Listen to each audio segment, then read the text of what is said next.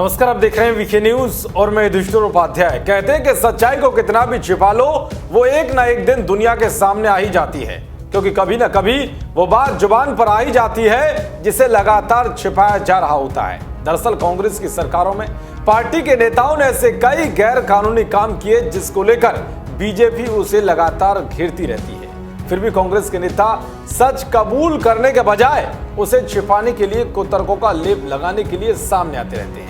लेकिन इसी बीच असम में कांग्रेस के एक उम्मीदवार ने खुद ही उस आरोप को सिद्ध कर दिया है, या यूं कहें कि उस सच को कबूल कर लिया है जिसे लेकर बीजेपी कांग्रेस पर कई सालों से आरोप लगाती रही है।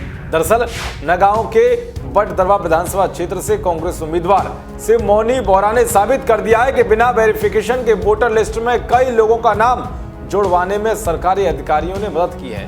बोहरा पहले वीडियो रही हैं। उन्होंने बतौर सरकारी अधिकारी अपने कार्यकाल को याद करते हुए कहा है कि जब वो वीडियो हुआ करती थी तो उन्हें चुनावी ड्यूटी भी मिलती थी और उस दौरान वो बिना किसी वेरिफिकेशन के लोगों को वोट डालने के लिए अंदर भेज देती थी। उन्होंने कहा है कि इस तरह मैं क्षेत्र के लोगों की सेवा राजनीति ज्वाइन करने से पहले से ही करती आ रही हूँ, जब मैं सरकारी अधिकारी थी।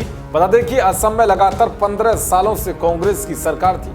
सर्बानंद सोनोवाल के मुख्यमंत्री बनने से पहले दिवंगत कांग्रेस नेता तरुण गोगोई ने वहां हैट्रिक लगाई थी। सोचिए, सत्ता में बने रहने के लिए असम के अंदर इतनी बड़ी धांधलीबाजी चल रही थी, तो और राज्यों में भी कांग्रेस ने सत्ता में रहते हुए क्या क्या किया होगा जो लोकतांत्रिक व्यवस्था के एकदम खिलाफ है।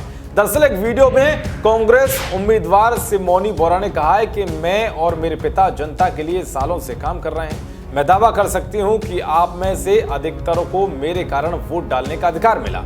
जब मैं यहाँ वीडियो भी थी तो वोटर लिस्ट के वेरिफिकेशन या अपडेट के लिए कई बार सुनवाई हुई। उन्होंने कहा कि तब मैं बिना किसी के घर गए या जांच पड़ताल किए ही सभी आवेदनों को स्वीकार कर लेती थी और वोटर लिस्ट को अपडेट कर देती थी।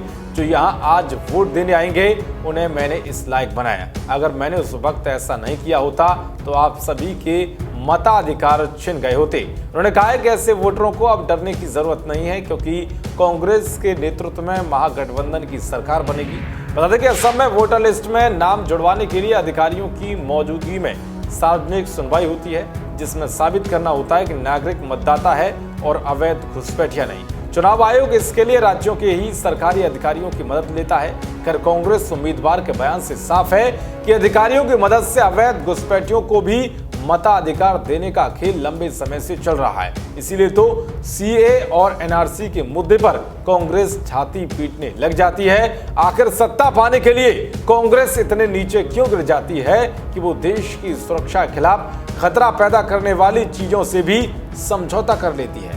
देश और दुनिया की तमाम खबरों को पाने के लिए देखते रहिए वीके न्यूज। नमस्कार।